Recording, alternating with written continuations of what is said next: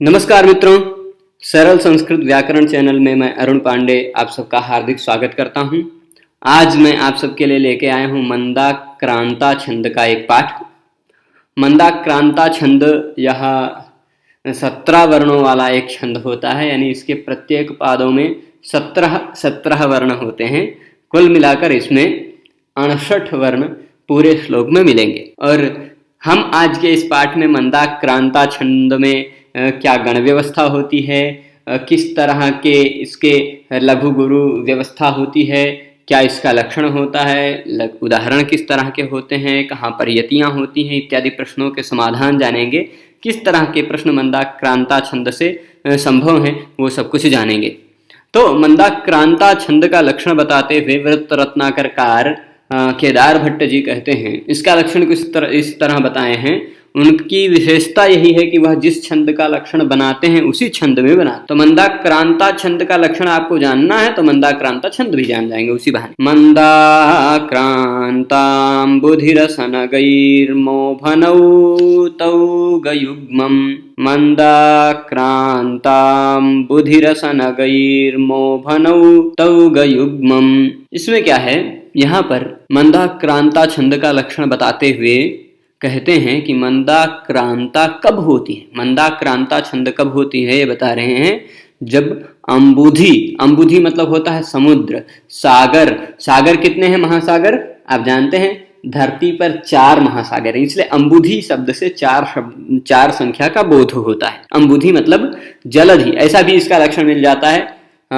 जरा इव मदो में व्यपगतः मंदाक्रांता जलधि षडगैः जलधि षड अगैहि, ऐसा भी पाठ मिल जाता है, वो अलग बात है। तो जलधि कहिए या अंबुधि कहिए वही बात है। तो अब समझिए कि मंदाक्रांता छंद तब होता है जब जलधि या अंबुधि यानी 4 रस मतलब 6 रस कितने हैं, रस आप जानते हैं कि मधुर, आम्ल, लवण, कटु, कषाय और तिक्त, ये 6 रस होते हैं। तो रस किस संख्या को प्रेजेंट करता है, रस 6 संख्या को प्रेजेंट करता है। रस का मतलब होता है 6। तो यह हो गया अंबुधि मतलब 4, रस मतलब 6, 4 और 6 10 हो गए। फिर नग मतलब होता है पर्वत, नग छंतीति नगाः, जो नहीं जाते हैं वे नग कहलाते हैं। नग मतलब होते हैं पर्वत, धरती पर 7 पर्वत प्रसिद्ध हैं, इसलिए नग शब्द से 7 संख्या का बोध होता है। तो मतलब पहले अगर आप मंदाक्रांता छंद गा रहे हैं तो अंबुधि यानी 4 वर्ण पर रुकना है, और अंबुधि पर रुकने के बाद रस यानी 6 पर रुकेंगे, 4 के बाद फिर 6 पर रुकेंगे। पहले 4 वर्ण बोले फिर शुरू करें तो 6 वर्ण बोले यानी 10 पर रुके, 10वें नंबर पे। फिर शुरू करें तो नग यानी 7 पर रुके, तो चौथे पे, 10वें पे और फिर 17वें पे। इस तरह से 3 बार इस छंद में रुकना पड़ता है, यानी बीच में 2 यति और 1 पादांत यति, तो कुल मिलाकर 3 यति प्रत्येक पाद में मिलती। अब अंबुधि मतलब 4, रस यानी 6 और नग मतलब 7, कुल मिलाकर 4, 6, 10, 7, 17 वर्ण इस छंद में मिल जाएंगे। तो इन 17 वर्णों में क्या गण व्यवस्था होती है। अब 17 वर्ण है तो आप जानते हैं कि 17 वर्ण में कितने गण बन जाएंगे, 3-3 के कुल गण बन जाएंगे 5 गण बन जाएंगे, 2 एक्स्ट्रा वर्ण बच जाएंगे। तो 2 एक्स्ट्रा वर्ण जो बच जाते हैं उनको बाद में देखेंगे कौन कौन से बच जाते हैं, पर गण व्यवस्था क्या है वो बता रहे हैं। अंबुधि रस नगैहि, अंबुधि रस नगैहि, अंबुधि होना चाहिए, रस होना चाहिए तथा नग होना चाहिए। अब कौन कौन सा गण बता रहे हैं, मो मतलब मगण।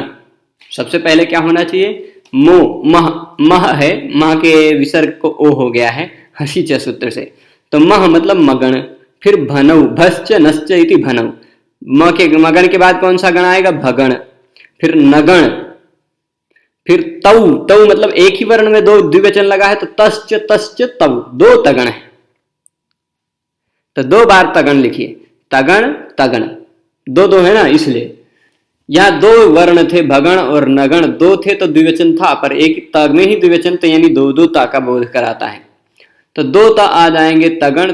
अब का क्या हो गया, मो मतलब मगण, भनौ यानी भगण और नगण, तौ मतलब 2 तगण, और फिर ग युग्म मतलब ग क्या हो जाता है, 2 ग, युग्म मतलब होता है 2, ग का 2, यानी दो गुरु आ जाते हैं। तो अंत के जो दो वर्ण बचते हैं वो दोनों वर्ण गुरु होते हैं।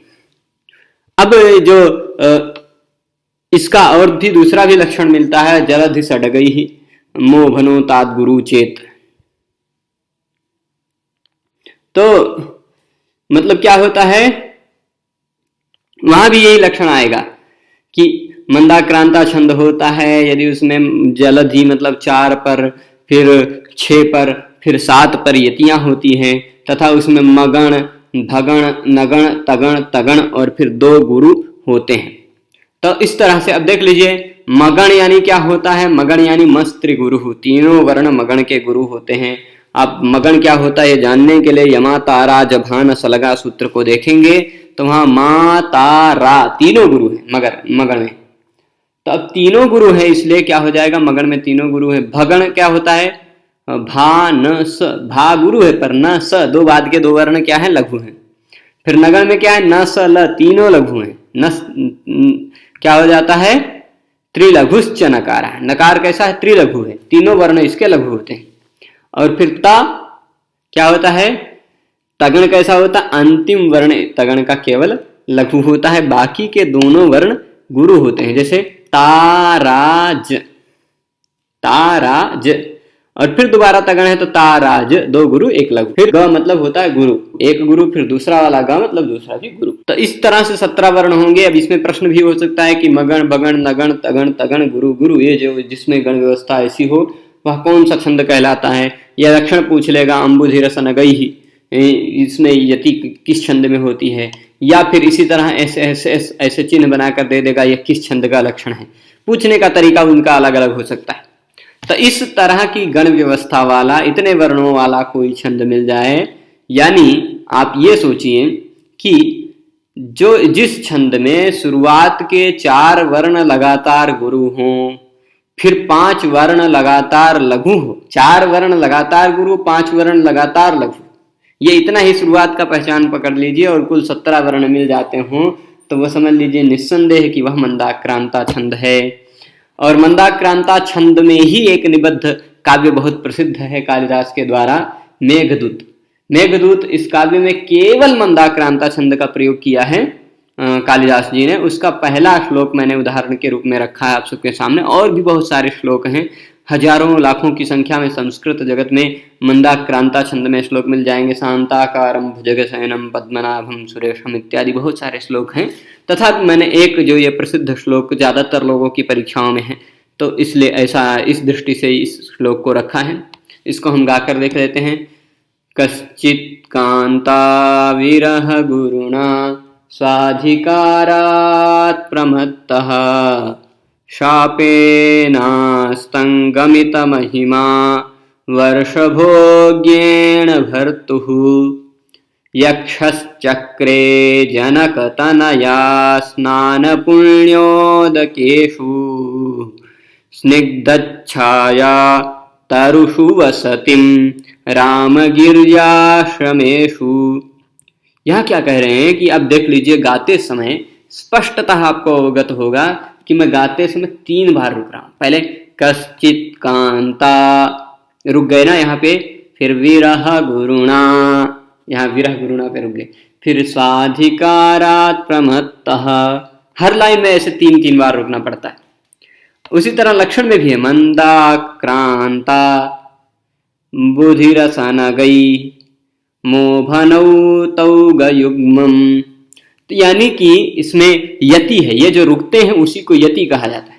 पहले किस वर्ण पर यति होगी, अंबुधि पर, यानी 4 पर। लक्षण का जो एक लाइन है वो भी गा लेंगे, उदाहरण के जो 4 लाइन है वो भी गा के देख लेंगे। सब में यही होगा कि पहली बार हमें 4 वर्ण पर रुकना पड़ेगा। जैसे देखेंगे, मंदाक्रांता रुक गए, कश्चित् कांता शापेनास्तं यक्षश्चक्रे, ऐसे रुकते हैं हर एक लाइन में। स्निग्धच्छाया, ये हो गई रुकने की व्यवस्था। फिर 6 पर रुकेंगे, विरह गुरुणा गमित महिमा जनकतनया तरुषु वसतिं, सब जगह। अब उसके बाद 7 वर्ण सभी लाइन में बने हैं, बचे हैं, उन्हीं 7 वर्ण पर रुकना है।